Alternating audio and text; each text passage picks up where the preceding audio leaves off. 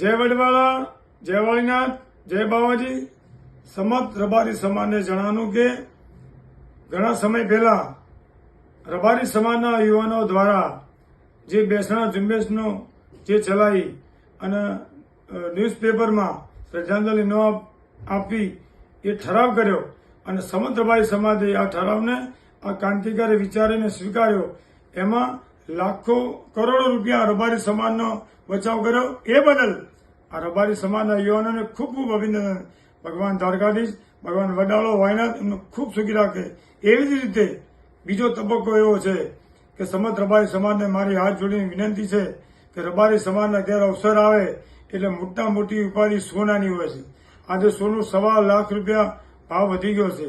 તમે 10 તોલા સોનું લેવા જાઓ એટલે 10 લાખ રૂપિયા સોનાના થાય. એટલે જેના ઘેર અવસર હોય, જેના ઘેર પ્રસંગ હોય એને બધી ચિંતા, અવસરની ચિંતા બધી સોનું ખાઈ જાય છે. એટલે બધી ચિંતા મુક્ત કરવા માટે દરેક રબારી સમાજને વિનંતી છે કે સોના પર પ્રતિબંધ લાવો. અન્ય 18 બધા સમાજો છે. કોઈ સમાજ 5 તોલા 25 તોલા કરોડપતિ હોય છે તો 10 તોલા સોનું નહીં લેતા. 1-2 તોલાનો સોનાનો હાર કે ચેન પહેરાઈને લગ્ન થાય છે. આવા ક્રાંતિકારી વિચાર કરવા માટે રબારી સમાજને વિનંતી છે. ક્રાંતિકારી વિચાર લાવવો પડશે ને પડશે. જે તે સમયે ભાટોળના રબારીએ બેસણાનો એક દિવસનો ક્રાંતિકારી વિચાર લાવ્યો હતો અને સમત રબારી સમાજે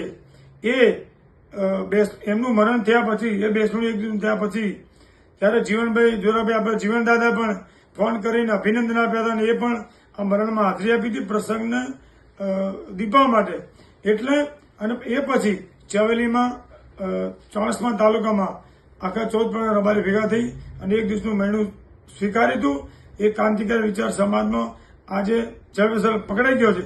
એવી રીતે સોનું પકડાઈ જાય, સોના પર ચોકડી વાગી જાય તો તમારે હું અને 14 પ્રકારના રબારી સમાજ ભેગું થઈ અને આ સોના પર પ્રતિબંધ મૂકવો પડશે. એના માટે મહા સંમેલનનું આયોજન કરશું. સમાજ નક્કી કરશે સ્થળ અને જગ્યા અને આપણે ભેગા થઈ અને યુવાનો દ્વારા MS ગ્રુપ હોય, રબારી સમાજના બધા સંગઠનો હોય, આ બધા સંગઠનોને બધા યુવાનોને આ ક્રાંતિકારી વિચારમાં જોડાવાનું છે. તો આવો ભેગા થઈ સાથે મળી અને સોના પર પ્રતિબંધ થાય એવી આપ સૌને મારી વિનંતી છે, મારી આપને અરજી છે. જય વાયનાથ, જય બાવાજી, જય વડવાળા.